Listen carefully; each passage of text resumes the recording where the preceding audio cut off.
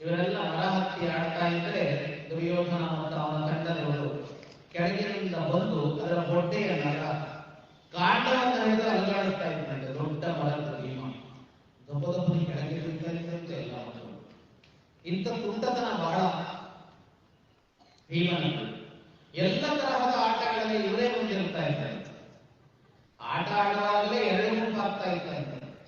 105 ಜನ ಆಟ ಆಡುವಾಗ 52, 53 ಜನ 2 ಗುಂಪು ಅಲ್ಲ, 100 ಜನ ಒಂದು, 5 ಜನ ಒಂದು ಅಂತ ಗುಂಪು ಮಾಡ್ಕೊಳ್ತಾ ಇದ್ದಾರೆ. ಆದ್ರೆ 5 ಜನರೇ ಗೆಲ್ತಾ ಇದ್ದಾರೆ. ಹಾಗಾಗಿ ನೋಡುತ್ತಲೇ ಭೀಮ ಕೆಂಗಣ್ಣಿಗೆ ಗುರಿಯಾದ. ಯಾರ ಕೆಂಗಣ್ಣಿಗೆ ಅಂದ್ರೆ ದುರ್ಯೋಧನ ಮತ್ತವನ ಕಡೆಯುವ ಕೆಂಗಣ್ಣಿಗೆ ಗುರಿಯಾದ. ಅತ್ಯಂತ ಎಳೆಯ ವಯಸ್ಸಿನಲ್ಲಿಯೇ ಸಾವಿನೊಂದಿಗೆ ಹೋರಾಡ್ತಾ ಬಂದವರು ಭೀಮ. ಕುಂಡವಾನರಲ್ಲಿ ವಿಷ ಬೆರೆತಿದ್ರು ಆಗಲೇ ಇರುವಂತ ವಿಷ ಹಾಕಿದ್ದಾರೆ ಅಂತ ಅಶ್ವತ್ಥಾಮರನ್ನು ಹೇಳಿದ್ರಂತೆ. ಉಣಬೇಡ, ವಿಷ ಇದೆ ಅಂತ. ನೀವು ಊಟ ಮಾಡಿದ್ರಿ, ಜೀರ್ಣ ಆಗಿ ಹೋಗಿ. ಪ್ರಪಂಚದಲ್ಲಿ ತಿನ್ನಬಾರದು ಅಂತ ಒಂದು ವಸ್ತು ಇಲ್ಲ, ಜೀರ್ಣ ಮಾಡಿಕೊಳ್ಳುವುದಕ್ಕೆ ಬರುತ್ತಾ ಅಂತ ಅಷ್ಟೇ ವಿಷಯ. ಇದನ್ನ ತಿನ್ನಬೇಡ ಅಂತ ಯಾಕೆ ಹೇಳಿದ್ರು ಅಂದ್ರೆ ನಿನಗೆ ಶಕ್ತಿ ಇಲ್ಲ ಅಂತ ನಿರ್ಣಯಿಸಿಕೊಳ್ಳಬೇಕು. ಜೀರ್ಣ ಆಗಿ ಹೋಯ್ತಂತೆ ಭೀಮನಿಗೆ. ಚೆನ್ನಾಗಿ ತಿನ್ನಿಸಿ ಮತ್ತು ಬರುವಂತೆ ಮಾಡಿ ಮಲಗಿಸಿ ನಿದ್ರೆಯಲ್ಲಿದ್ದಾಗ ನೀರಿಗೆ ದೂಡುತ್ತಾರೆ. ಎಂದು ಬರ್ತಾನೆ ಏನಾದ್ರು ಬಳ್ಳಿಗಳಿಂದ ಕಟ್ಟಿ ಮೈ ಮಲಗಿಸಿ ಹಾವುಗಳನ್ನ ತಂದು ಕಚ್ಚಿಸಿದ್ರೆ ಅವನಿಗೆ ಏನೂ ಆಗಲಿಲ್ಲ. ಈ 3 ಘಟನೆಗಳನ್ನ ಶಾಸಕರು ಹೇಳಿ ಭೀಮನ ಶಕ್ತಿ ಎಂತದ್ದು ಅಂತ ಹೇಳ್ತಾರೆ. 10,000 ಆನೆಯ ಬಲವಂತು ಪಾತಾಳಕ್ಕೆ ಹೋದ ಅನ್ನುವ ಕಥೆಗಳು ಪ್ರಚಲಿತ ಇವೆ. ಮೂಲ ವ್ಯಾಸ ಭಾರತದಲ್ಲಿ ಆ ಕಥೆಗಳಿಲ್ಲ. ಗುರುಕುಲ ಮುಂದುವರೆದಂತೆ ಅರ್ಜುನ ಬಹಳ ಹೊರಪಿನಿಂದ ಕಾಣಿಸಿಕೊಳ್ಳುವುದನ್ನು ಆರಂಭ ಆಗ್ತಾನೆ. ಯಾಕೆಂದ್ರೆ ಅವನ ಕಲಿಯುವಿಕೆಯ ಹಸಿವು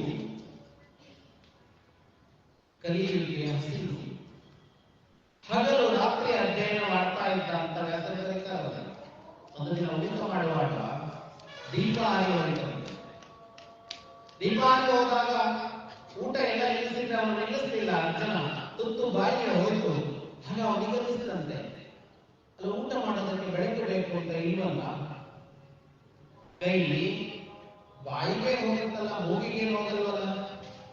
ಹೇಗಾಯ್ತು ಇದು ಅಂದ್ರೆ ಅಭ್ಯಾಸದ ಬಲದಿಂದ ಆಯ್ತು.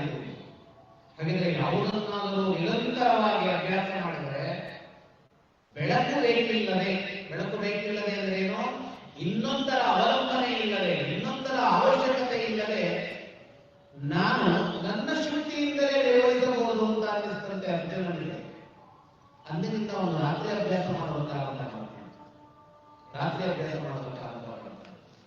ದ್ರೋಣನಿಗೆ ಕೇಳಕ್ಕೆ ಅರ್ಧರಾತ್ರಿಯಲ್ಲಿ ಅರ್ಜುನ ಶಸ್ತ್ರಾಭ್ಯಾಸ ಮಾಡ್ತಾ ಇದ್ದ ಶಬ್ದಗಳು ನೋಡ್ತಾ ದ್ರೋಣನಿಗೆ ಅರ್ಜುನನ ಮೇಲೆ ಅಪಾರವಾದ ಪ್ರೀತಿ ಬೆಳೀತಾ. ದ್ರೋಣನಿಗೆ ಅರ್ಜುನನ ಮೇಲಿದ್ದ ಪ್ರೀತಿಯನ್ನ ಬಹಳ ಅಪಾರ್ಥವಾಗಿ ನೋಡಿ ಕಥೆಗಳನ್ನ ಎಲ್ಲೇ ನೋಡಿದ್ದೇವೆ. ಅದೇ ಅರ್ಜುನನ ಮೇಲೆ ದ್ರೋಣನಿಗೆ ಬೆಳೆದ ಪ್ರೀತಿ ಅಂತದ್ದು ಅಂದ್ರೆ ಇಲ್ಲಿರುವ ಶಿಕ್ಷಕರಿಗೆ ಅರ್ಥ ಆಗುತ್ತೆ. ತುಂಬಾ ನಮ್ರತೆಯಿಂದ ಇದ್ದು, ಬಹಳ ಶಿಸ್ತುಬದ್ಧವಾಗಿ ಇದ್ದು, ಕಲಿಕೆಯೊಂದನ್ನೇ ಮಾಡ್ತಾ ಇರುವ ವಿದ್ಯಾರ್ಥಿ ಬಗ್ಗೆ ಯಾವುದೇ ಶಿಕ್ಷಕರಿಗೂ ಪ್ರೀತಿ ಹೆಚ್ಚಾಗಿರುತ್ತೆ. ಅದಕ್ಕೇನು ಬೇರೆ ಕಾರಣ ಇಲ್ಲ, ತಾನು ಕಲಿಸುವುದನ್ನ ಎಷ್ಟು ಚೆನ್ನಾಗಿ ಕಲಿತಾನಲ್ಲ ಅನ್ನೋದಕ್ಕೆ. ಹಾಗಾಗಿ ಅಷ್ಟೂ ಮಕ್ಕಳಲ್ಲಿ ಅರ್ಜುನ ಪ್ರೀತಿ ಪಾತ್ರನಾಗುತ್ತಾ ಹೋದ. ಒಂದು ದಿನ ಭರವಸೆ ಕೊಟ್ಟರು. ಏನದು ಭರವಸೆ ಅಂದ್ರೆ ವಿಶ್ವದ ಶ್ರೇಷ್ಠ ಬಿರುಗಾರನನ್ನಾಗಿರ್ತೇನೆ ನಾನು, ನಿನ್ನಂತಹ ಇನ್ನೊಬ್ಬನಿಲ್ಲದಂತೆ ಮಾಡ್ತೀನಿ ಅಂತ ಒಂದು ಭರವಸೆ ಕೊಡ್ತಾರೆ.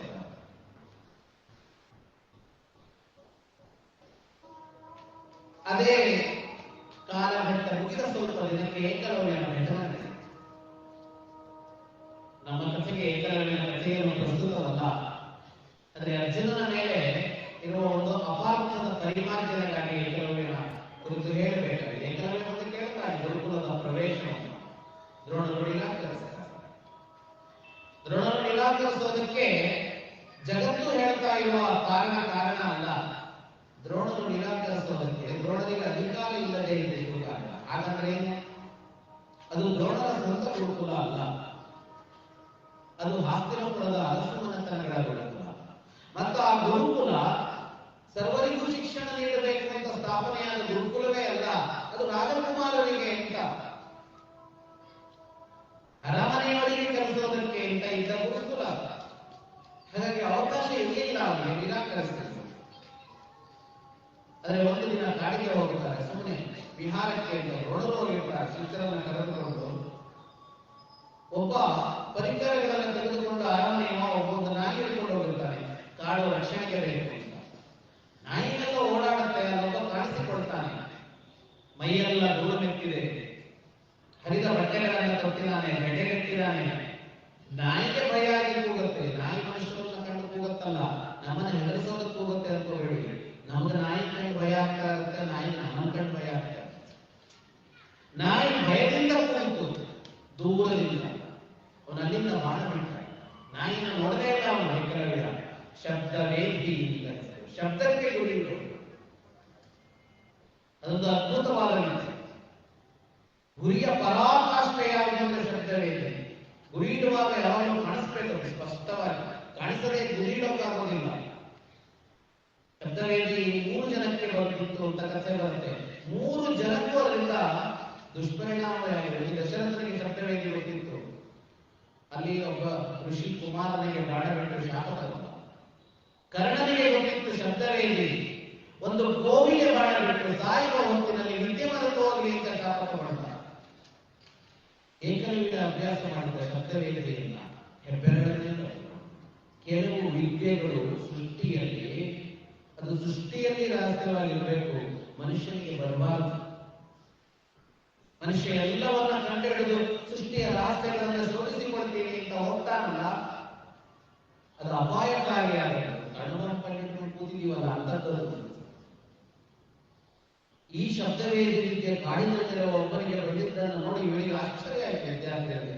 ನಾವು ಕಲಿತಾ ಇದ್ದೀವಿ, ನಮಗಿನ್ನೂ ಈ ತಜ್ಞತೆ ಬಂದಿಲ್ಲ, ಇವರಿಗೆ ಬಂದಿದೆಯಲ್ಲ ಅಂತ. ಹೋಗಿ ನೋಡಿ, ಯಾರಪ್ಪ ನೀನು ಅಂದ್ರೆ ದ್ರೋಣ ಶಿಷ್ಯ ಅಂತ.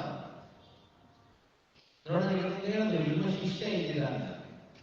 ಆಗ ಅರ್ಜುನ ಕೇಳ್ತೀನಿ, ನನಗಿನ್ನೂ ಕಲಿಸ್ತಿಲ್ವಲ್ಲ ಇವನ್ನ, ಸರ್ವಶ್ರೇಷ್ಠ ಬಿಲ್ಲಾಲನ್ನ ನಾಡಿಸ್ತೀನಿ ಅಂತ ಹೇಳಿದ್ರೆ ಇನ್ನೊಬ್ಬ ಶಿಷ್ಯನಿಗೆ ಕಲಿಸಿದ್ರಲ್ಲ. ಇದನ್ನು ಇಟ್ಟುಕೊಂಡು ಅರ್ಜುನನನ್ನ ಅಸೂಯಾಗ್ರಸ್ತ ಅಂತ ಚಿತ್ರಿಸಲಾಗಿದೆ. ವಾಸ್ತವವಾಗಿ ಅಸೂಯಾಗ್ರಸ್ತ ಅಲ್ಲ ಅವನು. ಅವನು ಏಕಲವ್ಯನಿಗೆ ಯಾಕೆ ಕಲಿಸಿದ್ರಿ ಅಂತ ಕೇಳಲಿಲ್ಲ, ನನಗೆ ಯಾಕೆ ಕಲಿಸ್ತಿಲ್ಲ ಅಂತ ಕೇಳ್ತಾರೆ. ಏಕಲವ್ಯನಿಗೆ ಯಾಕೆ ಕಲಿಸಿದ್ರಿ ಅಂತ ಆಕ್ಷೇಪ ಅಲ್ಲ ಅವನು, ಯಾರಿಗಾದ್ರೂ ಕಲಿಸಿದ್ರಿ, ನನಗೆ ಯಾಕೆ ಕೊಡಲಿಲ್ಲ ಈ ವಿದ್ಯೆಯನ್ನ. ಹೀಗೆ ಅರ್ಜುನ ಆ ಗುರುಕುಲದ ಪ್ರಖರ ವಿದ್ಯಾರ್ಥಿಯಾಗಿದ್ದ. ಎಲ್ಲರೂ ಚೆನ್ನಾಗಿ ಕಲಿತು ಬೆಳೆದರು.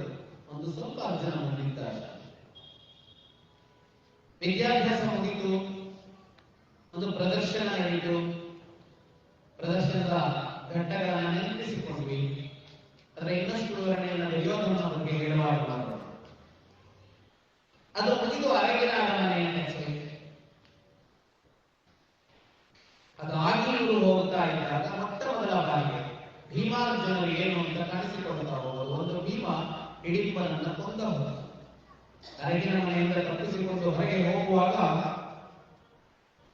ಉಳಿದಷ್ಟು ಜನರನ್ನು ತನ್ನ ಮೇಲೆ ಹೊತ್ತು ಭೀಮ ನಡೆದುಕೊಂಡು ಹೋಗಿದ್ದ. ರಾತ್ರಿ ಹಗಲು ಅಂತ ಇಲ್ಲದೆ ಕಾಡು ಬೇಡಿ ಅಂತ ಶಕ್ತಿಶಾಲಿ. ಹೋಗಿ ಹೋಗಿ ಹೋಗಿ ಇವನ ಮೈ ಮೇಲೆ ಕುಳಿತವರಿಗೆ ಆಯಾಸ ಆಗಿತ್ತು, ಭೀಮನಿಗೆ ಆಯಾಸ ಆಗಿರಲಿಲ್ಲ. ಒಂದು ವಿಶಾಲವಾದ ವೃಕ್ಷದ ಕೆಳಗೆ ಅವರನ್ನೆಲ್ಲ ಇಳಿಸಿದ. ನೀರು ಬೇಕು ಅಂತ ಕೇಳಿದರು. ನೀರು ತರೋದಕ್ಕೆ ಅಂತ ಹೋದ ಭೀಮ. ಬರುವಾಗ ಎಲ್ಲರೂ ಆಯಾಸದಿಂದ ನಿದ್ರೆ ಮಾಡಿದರು. ಭೀಮ ನೋಡ್ತಾ ಇದ್ದಾರೆ, ಎಂಥವರಲ್ಲ ಎಲ್ಲಿ ಮಲಗಿದ್ದಾರೆ, ಎಲ್ಲಿರಬೇಕಾದ್ರು ಎಲ್ಲಿ ಮಲಗಿದ್ದಾರೆ. ಆಗ ಅವರಂತಾಳೆ ಹಿಡಿಬೇಕು, ಹಿಡಿಂಬ ಕಳಿಸ್ತಾನ ನರಮಾಂಸ ಭಕ್ಷಣೆಗೆ ಬಂದು ನೋಡಿದ್ರೆ ಭೀಮನನ್ನು ಕಂಡು ಮೋಹಿತಳಾದವಳು ರೂಪಾಂತರ ಮಾಡ್ತಾಳೆ, ಮೋಹಕ ರೂಪ ಕಾಡ್ತಾಳೆ. ರಾಕ್ಷಸಿಯಾಗಿದ್ದ ತನ್ನ ರೂಪವನ್ನ ಅತ್ಯಂತ ಸುಂದರಿಯಾದ ರೂಪವನ್ನಾಗಿ ಬದಲಾಯಿಸಿಕೊಳ್ತಾಳೆ ಹಿಡಿಂಬೆ. ಭೀಮ ಮೋಹಗೊಳ್ಳೋದಿಲ್ಲ. ಅದರಿಂದಾಗಿ ಭೀಮನಿಗೆ ಮೋಹ ಬರೋದಿಲ್ಲ, ಕದಲೋದೇ ಇಲ್ಲ. ಭೀಮ ವಿಚಲಿತನೇ ಆಗೋದಿಲ್ಲ. ಆದ್ರೆ ಅವಳು ಒಂದು ಪ್ರೇಮ ಪರೀಕ್ಷೆ ಕೇಳ್ತಾಳೆ. ತಿರಸ್ಕರಿಸ್ತಾನೆ ಭೀಮ. ಎಂತ ಮಾತು! ಅಯೋಧ್ಯೆಗೆ ಹೋಗಲಿಲ್ಲ ಅವನ. ತಂಗಿ ಭಾರತನ ಕಂಡು ಹಿಡಿಯುವ ಬರ್ತಾನೆ. ಬಂದು ನೋಡಿದರೆ ಕೊಂತು ತರಬೇಕಾದ ತಂಗಿ ಮಣಿದು ಕುಳಿತಿದ್ದಾರೆ. ಸಿಟ್ಟಾಗಿ ಹಿಡಿಂಬೆಯನ್ನು ಹೊಡೆಯೋದಕ್ಕೆ ಹೋಗ್ತಾನೆ. ಆಗ ಭೀಮ ಹೋಗಿ ತಡೆಯೋದು. ಇಬ್ಬರ ನಡುವೆ ಯುದ್ಧ ಆರಂಭ ಆಗುತ್ತೆ. ಯುದ್ಧ ಅಂದ್ರೆ ಮಲ್ಲ ಯುದ್ಧ, ಕೈ ಕೈ ವಿಲಾಯಿಸಿ ನಡೆಯುವ ಯುದ್ಧ. ಭೀಮ ಯಾರನ್ನೂ ಎಬ್ಬಿಸೋದಿಲ್ಲ. ಮರಗಳನ್ನು ಕಿತ್ತು ಹೊಡೆದಾಡಿಕೊಂಡು ಬೃಹತ್ತಾದ ಮರಗಳನ್ನು ಶಬ್ದಕ್ಕೆ ಎಚ್ಚರಾಗುತ್ತೆ. ಎಚ್ಚರಾಗಿ ಅರ್ಜುನ ಮುಂದೆ ಬಂದು ಕೇಳ್ತಾನೆ, ನಾನು ಸಹಾಯ ಮಾಡ್ತೇನೆ ನಿನಗೆ, ಬೇಡ ಅಂತ ನನಗೆ ಏಕಾಂಗಿಯಾಗಿ ಹೋರಾಟ ಮಾಡಿ ಹಿಡಿಂಬನನ್ನು ಕೊತ್ತ. ಅಲ್ಲಿಂದ ಭೀಮನ ಆರಂಭ. ಅಂದ್ರೆ ಲೋಕಕಂಟಕರಾದವರನ್ನ ಸಂಹರಿಸ್ತಾ ಹೋಗುವ ಕ್ರಿಯೆ ಅಲ್ಲಿಂದ ಆರಂಭ ಆಯಿತು. ಹಿಡಿಂಬ ಆ ಪ್ರದೇಶಕ್ಕೆ ಭಯಂಕರನಾಗಿ. ರಾಕ್ಷಸರು ಅಂತ ಒಂದು ಜನಾಂಗ, ನಮ್ಮ ನಿಮ್ಮಂತೆಯೇ ಒಂದು ಜನಾಂಗ. ಪೂರ್ವದೇವಾಹ ಅಂತ ಕರೀತಾರೆ ಅವರನ್ನು. ಕಶ್ಯಪರ ಮಕ್ಕಳು ಅವರು. ದಿದಿಗೆ ಹುಟ್ಟಿದವರು ದೈತ್ಯರು, ಧರ್ಮಿಗೆ ಹುಟ್ಟಿದವರು ದಾನವರು, ದೇವತೆಗಳ ಸಹೋದರರೇ. ಮೊದಲಿಗೆ ಚತುರ್ದಶ ಭುವನದ ಆಡಳಿತ ಅವರಿಗೆ ಇತ್ತಂತೆ. ದಾರಿ ತಪ್ಪಿದರು. ಹಾಗಾಗಿ ಸರ್ಕಾರ ಬದಲಾಗಿ ದೇವತೆಗಳು ಬಂದರು. ಹಾಗಾಗಿ ಹಳೆಯ ಅಧಿಕಾರ ಪಡೆದುಕೊಳ್ಳುವ ಪ್ರಯತ್ನಕ್ಕಾಗಿ ರಾಕ್ಷಸರು ನಿರಂತರವಾಗಿ ದೇವತೆಗಳ ಜೊತೆ ಯುದ್ಧ ಮಾಡ್ತಾ ಬಂದರು. ಹಾಗಾಗಿ ನಮಗೆ ರಾಕ್ಷಸರೆಲ್ಲ ದುಷ್ಟರು ಅಂತ ತಲೆಯಲ್ಲಿ ಕೂತ್ಬಿಡ್ತು. ಹಾಗೇನು ನಡೆಯಿಲ್ಲ. ಅಲ್ಲಿ ಕೆಲವರು ದುಷ್ಟರಿದೆ. ಆ ದುಷ್ಟರಾದವರು ಹಿಡಿಂಬರಂತವರು ಅಲ್ಲೆಲ್ಲೋ ಇದ್ದು ಮನುಷ್ಯರನ್ನ ಪೀಡಿಸ್ತಾ ಇದ್ದಾರೆ. ಒಬ್ಬ ಹಿಡಿಂಬನನ್ನು ಕೊಂದು ಒಂದು ಇಡೀ ಪ್ರದೇಶವನ್ನು ಶಾಂತಗೊಳಿಸಿದ ಭೀಮ. ಎಲ್ಲರೂ ಹೆಸರಾಗಿದ್ದು ಅಲ್ಲಿಂದ ಹೊರಟರೆ ಹಿಡಿಂಬೆ ಹಿಂದೆ ಹಿಂದೆ ಬರ್ತಾ ಇತ್ತು. ಯಾಕೆ ಹಿಂದೆ ಬರ್ತೀನಿ ಅಂತ ಭೀಮ ಕೇಳಿದ್ರೆ, ನಾನು ನಿನ್ನನ್ನು ವಹಿಸ್ತೇನೆ ಅಂತ ಭೀಮ ಅವಳ ಕುಂತಿಯನ್ನ ಕೇಳ್ತಾಳೆ, ಯುಧಿಷ್ಠಿರನನ್ನ ಕೇಳ್ತಾಳೆ. ತಪ್ಪ ನನ್ನ ಆಲೋಚನೆ. ಇಬ್ಬರು ಹೇಳ್ತಾರೆ, ಸರಿ ಇದೆ, ನೀನು ವಿವಾಹ ಆಗೋದು. ವಿವಾಹ ಹಿಡಿಂಬೆಯೊಂದಿಗೆ ಭೀಮ. ರಾಕ್ಷಸರಿಗೆ ವಿಶಿಷ್ಟವಾದ ಶಕ್ತಿಗಳಿರುತ್ತೆ, ಮನುಷ್ಯಾತೀತವಾದ. ಅವಳು ಹೇಳ್ತಾಳೆ, ನಾನು ಪ್ರತಿದಿನ ಬೆಳಗ್ಗೆ ಭೀಮನನ್ನು ಕರೆದುಕೊಂಡು ಹೋಗುತ್ತೇನೆ, ರಾತ್ರಿ ಕರೆದುಕೊಂಡು ತಂದು ಬಿಡುತ್ತೇನೆ. ಹಗಲು ನಾವು ವಿಹಾರ ಮಾಡ್ತೀವಿ. ಇವರೆಲ್ಲೇ ಇರ್ತಾರೆ. ಅವಳು ಭೀಮನನ್ನ ಕರೆದುಕೊಂಡು ಸುತ್ತಾಡ್ತಾಳೆ. ಇರೋದು ಹನಿಮೂನ್, ಮೊದಲ ಹನಿಮೂನ್ ಭೀಮನ. ಎಲ್ಲಿ ಹೋದ್ರು ಅಂತ ವರ್ಣಿಸುತ್ತೆ ಮಹಾಭಾರತ. ಗಿರಿ ಶಿಖರಗಳಿಗೆ ಹೋಗಿ ಸಂತೋಷ ಪಡ್ತಾ ಇದ್ರು ಅವರು. ಕೆಲವು ದಿನ ಕಳೆದು ಗರ್ಭ ಧರಿಸ್ತಾಳೆ. ರಾಕ್ಷಸರಿಗೆ ಸದ್ಯೋಗರ್ಭ ಮತ್ತು ಸದ್ಯ ಪ್ರಸೂತಿ ಅಂತ. ತಕ್ಷಣ ನೋಮಾಸತ್ತೆ. ಕೂಡಲೇ ಮಗುವನ್ನ ಹೆರ್ತಾರೆ. ಹೆತ್ತ ಮಗು ಹುಟ್ಟಿದ ಕೂಡಲೇ ತಾಯಿಯ ವಯಸ್ಸಿನಷ್ಟು ದೊಡ್ಡ ಆಗಿರುತ್ತೆ. ತಾಯಿಯ ವಯಸ್ಸಿನಷ್ಟು ದೊಡ್ಡ ಆಗಿರುತ್ತೆ. ತಾಯಿಯಂದ್ರೆ ಇಷ್ಟು ಅದ್ಭುತ ಅಲ್ವಾ ಅಂತ. ಈ ಮಕ್ಕಳು ಇಷ್ಟು ಕಷ್ಟಪಟ್ಟು ಬೆಳೆಸಿ ಇಷ್ಟೆಲ್ಲ ಒದ್ದಾಡೋದ್ರ ಬದಲು ನಮ್ಮ ತಂದೆ ಇದ್ರೂ ಪರವಾಗಿಲ್ಲ, ಒಂದು 20 ವರ್ಷ ಆದ್ರೂ ಆಗ್ಬಿಟ್ಟಿರ್ಬೋದು. ಅದು ಮಾತಿದೆ. ಯಾರಿಗೆ ಬಾಲ್ಯ ಇರಲಿಲ್ಲವೋ ಅವರಿಗೆ ಸಂವೇದನೆ ಇರಲ್ಲ. ರಾಕ್ಷಸರ ಬಗ್ಗೆ ಇರುವ ಬಾಲ್ಯ ಇಲ್ಲ. ಬಾಲ್ಯ ಇಲ್ಲದೆ ಇರುವುದರಿಂದ ಪ್ರೀತಿಯ ಅನುಭವ ಇಲ್ಲ.